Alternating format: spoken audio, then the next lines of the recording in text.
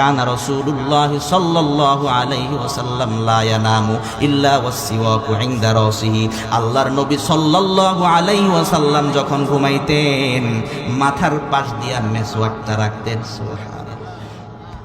লা ইয়ানামু ইল্লা ওয়াসসিওয়াকু ইনদা রাসিহি, মেসওয়াকটা মাথার কাছ দিয়া রাখতেন।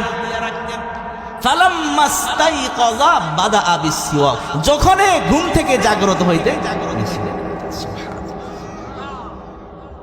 একই আমল আব্দুল্লাহ ইবনে ওমর তিনিও করতেন। তিনিও যখন ঘুমাইতেন মেসওয়াকটা মাথার কাছ দিয়ে রেখে ঘুমাইতেন। ঘুম ভাঙছে, সুবহানাল্লাহ। অবাক করে একটা হাদিস শোনাবো, শুনবেন আপনারা।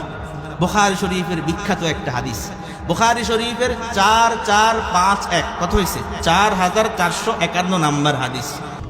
আন আয়েশা রাদিয়াল্লাহু তাআলা আনহা ক্বালাত, নবীর বিবি আয়েশা সিদ্দিকা রাদিয়াল্লাহু তাআলা আনহা থেকে বর্ণিত, তিনি বলেন, তুওয়াফিয়ান নবী সাল্লাল্লাহু আলাইহি ওয়াসাল্লাম ফি বাইতি ওয়া ফি ইয়াউমি ওয়া বাইনা নাহরি ওয়া সাহরি।